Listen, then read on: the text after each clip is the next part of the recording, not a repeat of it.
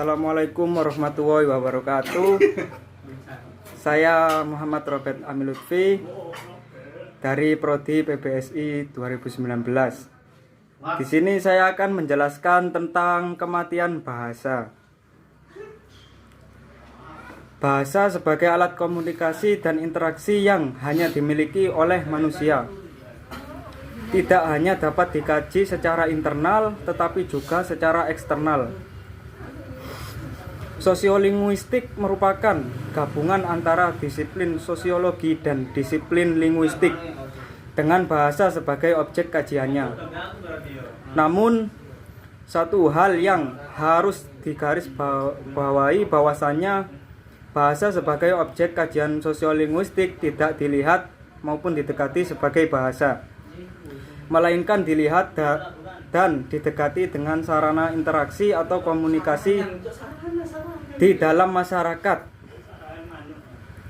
Sudah sejak lama bahasa itu ada, namun banyak orang tidak menyadari bahwa telah ada krisis pada keragaman bahasa.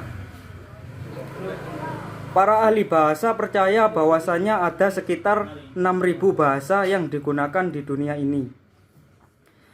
Michel Krauss, seorang ahli bahasa yang bekerja pada bahasa terancam punah, memperkirakan 90% bahasa yang digunakan saat ini akan punah. Menurut saya hal ini masih belum 100% dan masih bisa dicegah dengan berbagai cara agar bahasa tidak punah. Banyak orang yang mengeluh tentang penggunaan bahasa yang seenaknya, ceroboh, ejaan yang buruk. Hal ini dapat mematikan bahasa. Banyak perkumpulan atau komunitas supaya bahasa tetap digunakan. Misalnya seperti anak-anak di daerah tertentu, itu mereka dapat mengetahui bahasa daerah mereka dari keluarganya maupun lingkungan sekitar.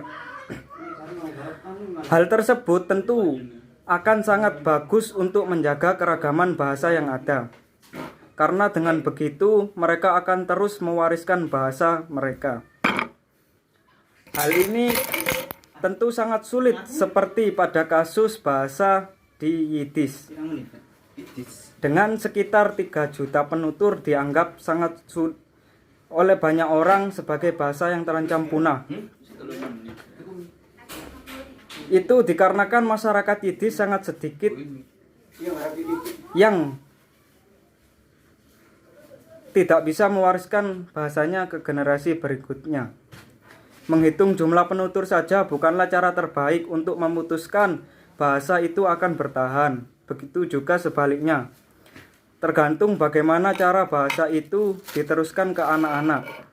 Jadi keragaman bahasa akan bertahan tidak hanya dilihat dari segi penuturnya saja. Masih banyak hal-hal yang memungkinkan bahasa akan terus bertahan. Misalnya seperti anak-anak yang belajar ke sekolah dan belajar bahasa seperti bahasa daerah, bahasa Indonesia, bahasa Inggris, dan berbagai bahasa lainnya. Jika memang anak mau belajar bahasa. Faktor-faktor yang menyebabkan kematian bahasa itu sebenarnya banyak sekali. Seperti bencana alam, banjir, tsunami, gempa bumi, longsor, dan lain sebagainya. Kita bernostalgia pada zaman dahulu, tepat pada tahun 1883 terjadi bencana letusan Gunung Krakatau yang sangat dahsyat, yang diperkirakan daya letusnya itu 30.000 kali lipat bom atom. Bahkan ledakannya itu sampai terdengar ke Australia. Pada letusan itu terjadi tsunami dan awan panas yang menyapu pesisir Banten dan menewaskan 36.000 jiwa. Bencana-bencana seperti ini tentu dapat memicu kepunahan bahasa secara tidak langsung. Kamu tahu dari mana kok tahu? Karena banyaknya orang yang meninggal akibat letusan gunung tersebut, dan akhirnya tidak bisa mewariskan bahasanya kepada generasi berikutnya. Ada juga faktor lain seperti penyakit menular yang terjadi akibat petani Eropa dan Asia tinggal di dekat hewan ternak selama bertahun-tahun. Hal tersebut memicu penyakit seperti cacar, TBC, campak, influenza. Masyarakat banyak yang tidak tahan dengan penyakit ini dan meninggal dalam jumlah ratusan, bahkan jutaan jiwa. Dalam kasus ini, di beberapa negara bahwa sudah ada bahasa suatu negara yang sudah hampir mati karena kuatnya dominasi bahasa Inggris dalam negara tersebut. Andai kata penduduk suatu negara tersebut tidak memiliki sense of belonging terhadap bahasa, maka kematian bahasa mereka tinggal menunggu waktu saja. Faktor lainnya juga dapat memengaruhi kematian bahasa, yaitu seperti migrasi atau perpindahan penduduk. Hal ini juga dapat mempengaruhi kematian bahasa dikarenakan bahasa yang berbeda. Contohnya seperti penduduk Pulau Bali yang pergi merantau ke Jakarta misalnya. Itu sudah pasti mereka akan menggunakan bahasa Indonesia, bukan bahasa daerahnya, di dalam berkomunikasi. Apabila istilah ini sudah merakyat, maka istilah yang sudah ada dalam bahasa asli kita akan hilang apabila suku kata semakin hari semakin banyak. Namun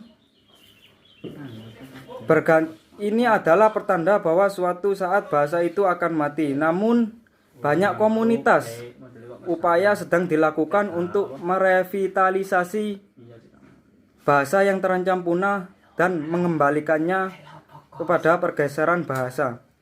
Maksudnya banyak komunitas sedang melakukan kegiatan untuk melakukan program-program yang sekiranya dapat mengurangi dampak dari kepunahan bahasa atau kematian bahasa. Namun tetap saja transmisi bahasa ke generasi berikutnya adalah kunci pelestariannya. Anak-anak adalah fokus dari banyak program revitalisasi. Misalnya seperti di daerah Medan. Mereka benar-benar tenggelam dalam bahasanya karena memang bahasa Medan adalah warisan dari nenek moyang mereka. Hal tersebut sangat baik karena dapat mengembalikan proses kematian bahasa. Saat ini sekitar setengah dari orang tua di masyarakat memilih untuk menyekolahkan anak-anak mereka ke bidang pendidikan. Tentu saja itu sangat bagus dan sangat membantu untuk melestarikan keberagaman bahasa yang ada. Karena tentu mereka akan belajar berbahasa dengan tujuan untuk mengembalikan pergeseran bahasa dalam skala global. Jelas bahwa kesadaran publik lebih banyak dibutuhkan.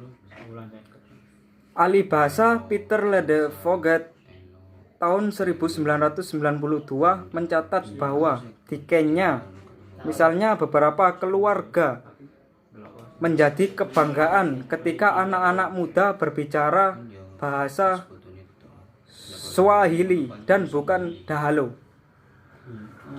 Karena itu mereka dapat pindah ke kota dan menjadi sukses. Jadi tidak semua pergeseran bahasa itu hal yang buruk. Semua tergantung setiap individu masing-masing. Namun hal itu sangat tidak menyenangkan bagi para ilmuwan seperti ilmuwan sains ngomong ngono gak kira. Mereka akan merasa kecewa, dan para ahli bahasa yang tentu saja tidak akan rela jika bahasa yang ada akan mati sia-sia. Mungkin sekian yang bisa saya sampaikan. Jika ada salah kata saya mohon maaf. Wassalamualaikum warahmatullahi wabarakatuh.